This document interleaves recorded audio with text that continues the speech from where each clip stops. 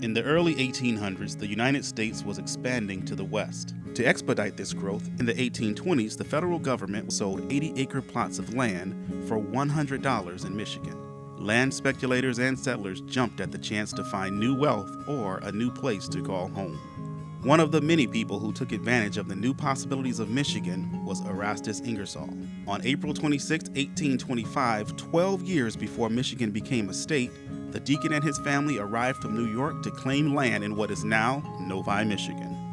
Just 10 days after John Quincy Adams took office as President of the United States, and one day after they arrived, Erastus Ingersoll and his son started clearing land for their home. 3 weeks later, they moved into the simple log house they built by hand. As more families moved to the area, the community began to take shape.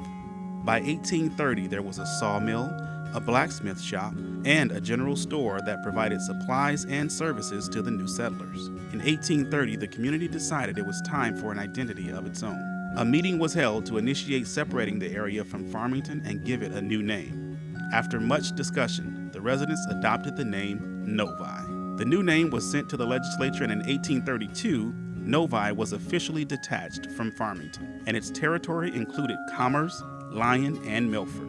By the late 1830s, agriculture was becoming the cornerstone of Novi's economy and reputation. In 1836, Samuel Bassett from Seneca County, New York, gave his son John 240 acres of fertile land. Soon, the Bassett house and farm were built. Part of the land cultivated by John Bassett is now the MSU Tollgate Farm and Education Center at 12 Mile Road and Meadowbrook in Novi. And so John and his wife, Ervilla, moved to the property in 1836. Interestingly, when Samuel bought the property, he bought it for $1.25 an acre from the federal government because we weren't a state yet. And it was an effort by the federal government to encourage settlement in the Wild West, which was Michigan at the time. And so they were selling land very cheaply. So the Bassetts bought 240 acres, originally the 160 that we stand on now, and then 80 on the east side of Meadowbrook also.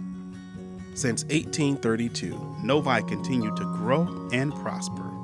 From farms and orchards to a thriving epicenter of economic, academic, and diverse life, Novi is now and always has been one of America's greatest cities.